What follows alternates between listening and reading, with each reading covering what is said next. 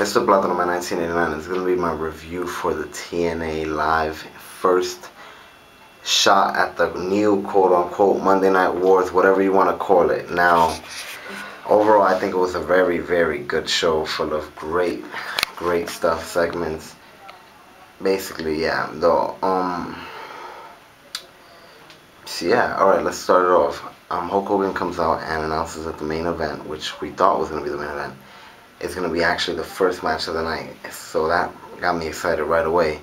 And then in the middle of it, Sting comes out and the lights just go black. Sting comes out and he actually turns heel and attacks Hogan and Abyss, which freaking caught me by surprise. I did not see that coming at all, and I don't think anybody did.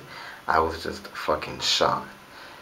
Then Hogan announces that the match is going to be restarted later on, no disqualification, for the main event. And when we see Sting go backstage, he basically chokes Dixie Carter and tells her that he doesn't owe her anything, which kind of makes sense because he probably feels that he owes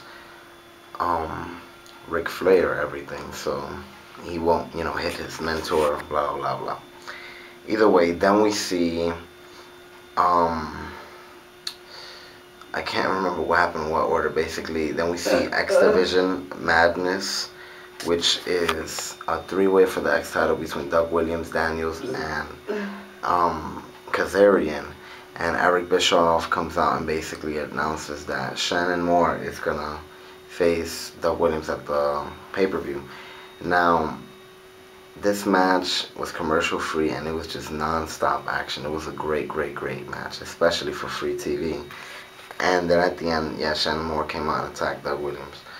After this, I believe the match we got was the Beautiful People.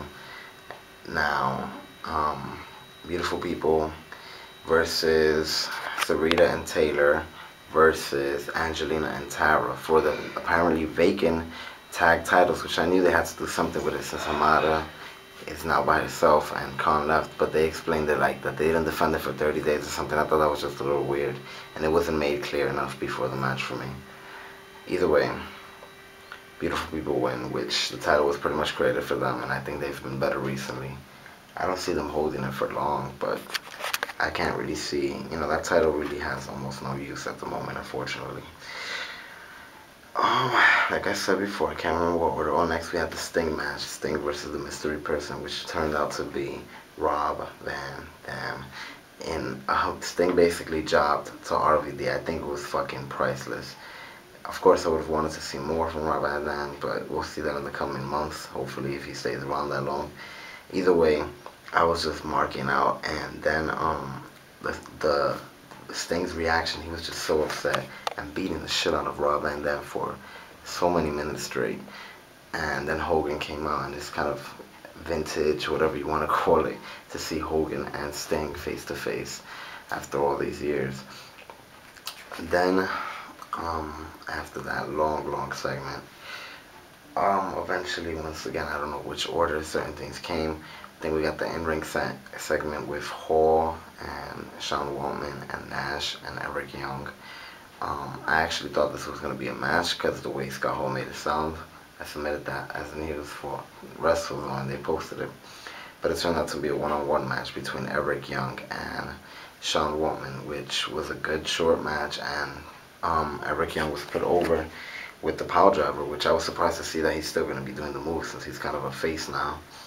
But that was good to see. Eventually Kurt Angle came out with the troops and got the last laugh on Anderson, and I think this was a great segment all around. It looked pretty iconic for the birth of Kurt Angle's new American gimmick, which I expect will happen. Him being carried by the troops and the troops him holding the flag. I think it was great. I can't wait to see their match at Destination X. There was a Pope promo because he was going to face Desmond Wolfe later on, but Desmond Wolfe attacked him and hurt his leg even more, so I guess that match was pulled off the card without even letting us know, if I heard everything right. Either way, maybe we'll get another match between these two at the pay-per-view. Either way, Pope's title shot for Lockdown is sealed. And then we have Beer Money versus Jeff Jarrett in a handicap match. which Beer Money came out victorious, and Jeff Jarrett obviously got quote unquote screwed. If I remember, I think they're in that wrong. No, they did one. They did one. Either way, I'm with the jerking while getting paid, whatever it's called. It was nice to see Beer Money on kind of a storyline that's been getting a major plug with the whole Eric Bischoff and Jeff Jarrett thing, so that's good to have them in that.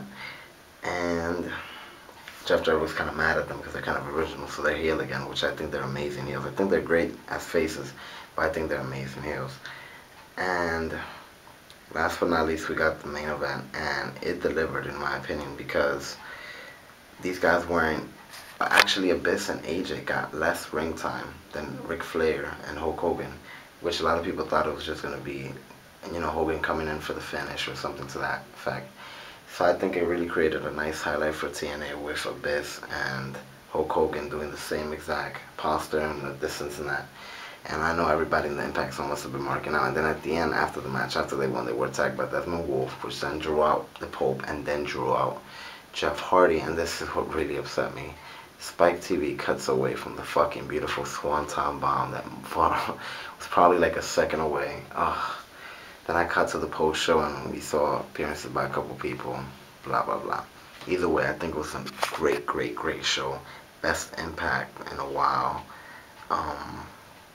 And full of storyline, build up for Destination X, as well as iconic moments and memories, in my opinion.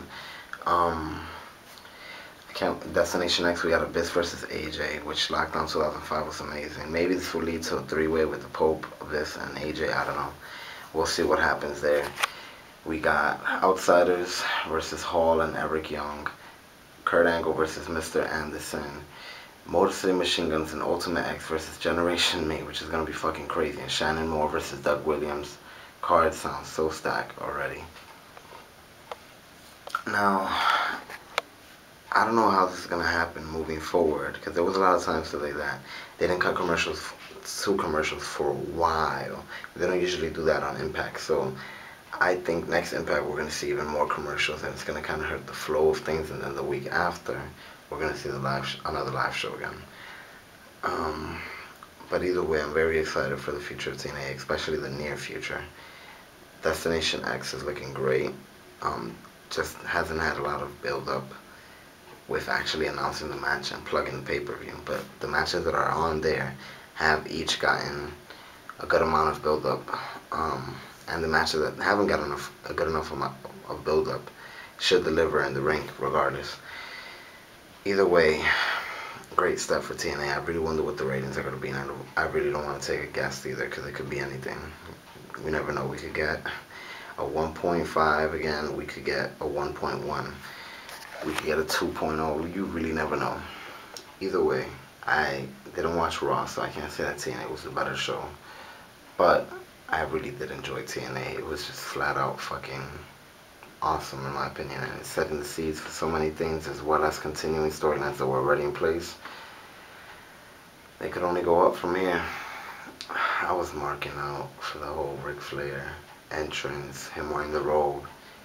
Hulk Hogan, I think Hulk Hogan did great. Sure, he probably only did like 4 moves, but it's not about that. It really isn't. It's not about the number of moves you can do. It's about storytelling, all this stuff, and it was just great. Mr. Platinum-Man 1989 out. Tell me what you guys thought. Tell me what happened at Raw, even though I kind of read some of the results.